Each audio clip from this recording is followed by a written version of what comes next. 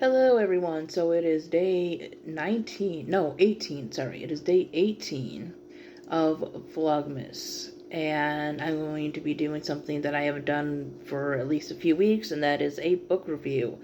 I want to get more book reviews up on my channel, so I gotta get moving on those. Anyways, this is Bruiser by Neal Shusterman. I think that's how you say it. So this is like the fourth book I've read by this author. I've read the first Unwind book, read a little bit of the second, but for books I've completed, the first Unwind, Dry, which I believe he wrote with his son, and Challenger Deep. So far, I think I like this one and Challenger Deep the best. So, what is Bruiser about? So, Bruiser is I don't even know what genre it is. It's definitely YA. And I was looking up on Google, and I think it's YA contemporary fantasy-ish. I've also seen contemporary realism, which I don't think I've ever heard that term before. So it's realistic fiction. It's set in the real world, but there is a sort of fantastical like element to it. So it is about a brother and sister, and it's told from different points of view. So it's actually about multiple people, but the main ones are a brother and sister named Bronte and Tennyson. They're named after writers, obviously, and another kid named Brewster or Bruiser. And Bruiser has a little brother named Cody, I think was his name. So it goes back and forth between multiple points of view. It starts out with Tennyson being upset that his sister Bronte is dating Bruiser because he has a very bad reputation at school. And then it goes into stuff with Bronte and a little bit from Bruiser and his brother Cody. They, like, all four of them have their own like sections. Basically, it's like four different points of view told in the first person, which I like first person point of view, and I don't read too many books that have multiple points of view, so this one was definitely something different, and I liked it. I like the writing style on this.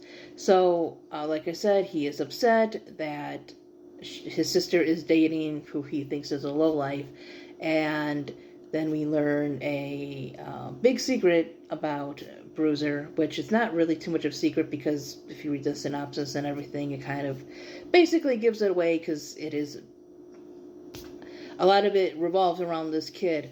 So he has this ability to absorb pain from people he is very close to. And the story basically is about him and his ability and how it affects his relationships with other people. He's got an uncle who is not the best guy. His mother is gone, and there's no father in the picture for him or his little brother.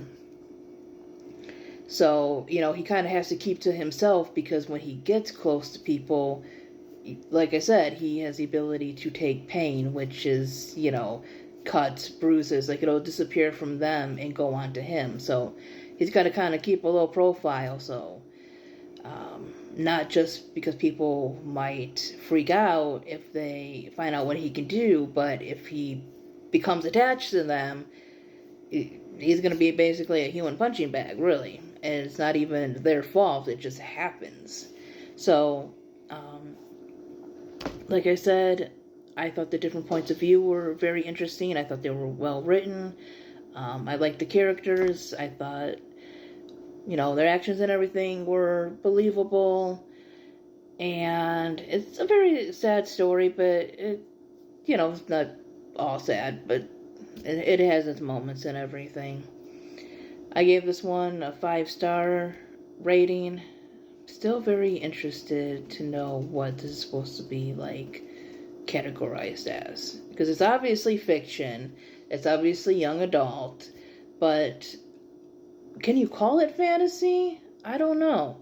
It definitely has obviously a fantasy element to it because people normally, you know, from what I know, don't take pain away from other people or have any kind of special abilities like that. Um, I don't think it's magical realism because I think magical realism is where magic is known in the world.